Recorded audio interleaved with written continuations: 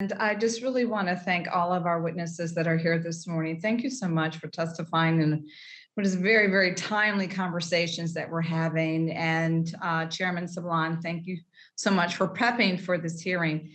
And I think everyone here can agree that children are absolutely our future, and it's our responsibility as legislators, those of us that are here today, to ensure that every child gets the quality education that they need and that they deserve. And I think, we all know that COVID-19 has, this pandemic has just exacerbated the inequities that we already knew existed in America. So today I'm grateful that we're bringing attention to the children who have been experiencing homelessness or are currently in foster care, and the children who are who've already struggled to get, the support that they need to stay in school. So thank you for this today. I represent Georgia, and just within the past year, Georgia had around 14,000 children in foster care. It's a huge number. And according to the 2018 Atlanta Youth Count study, over 3,000 youth are currently experiencing homelessness in the Atlanta metropolitan area. And that grieves me greatly. This number has really remained virtually unchanged since the last study was conducted in 2015. And across the state of Georgia, that number is even higher at a total of nearly 40,000 children that are homeless.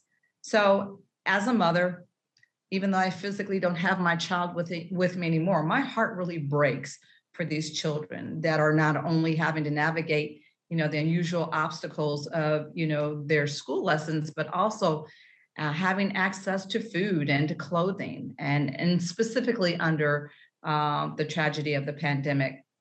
Mrs. Linda Coates, one of my questions is for you. We know that many students have lost great instructional time during this pandemic year. And although school closures have been just devastating for all our children, and that's what we've heard over and over again, the younger children in particular who have always had a harder time learning virtually, they've been hit particularly hard by the effects of COVID-19. How does your program plan to address this issue in the coming months and beyond to support our young children, and particularly those children experiencing homelessness and children in foster care? Yep, thank you for that question. So specifically, we will be using funds this summer to provide programming for students to ensure that they have the chance to catch up. And our youngest children who have participated, many who have participated in virtual programming, we're giving them the first opportunity with our homeless families and our foster families giving first priority to take those seats.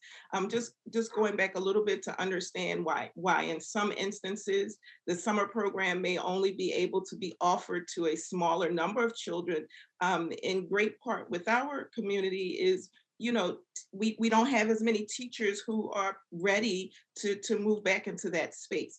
So while we've been providing virtual pre-K as well as hybrid pre-K and full face-to-face pre-K during the entire pandemic, we did have families who chose to stay home with their children, whether it was by choice or by chance, that had to stay home with their children. And specifically for families who are experiencing homelessness or children who are in foster care, we are providing the opportunity for those families to sign up for face-to-face programming during the summer in order to not only catch up on instructional time that's been lost, but also socialization that's been lost. We do know that our youngest children, they learn best by engaging with other children. So as much as having the teacher in place to provide the constructs for learning, we know that children learn from one another. So we are planning a very robust summer program for face-to-face learning for the number of children who we can serve. And right now, we're starting off with 500. We're going to try to get 500 children into face-to-face programming, and as we see families are interested, we will continue to add to that number. So I'm so thankful you asked that question because we're really excited about it. Thank you very much, Ms. McBath. And I'd like to now call on Mr. Allen, please.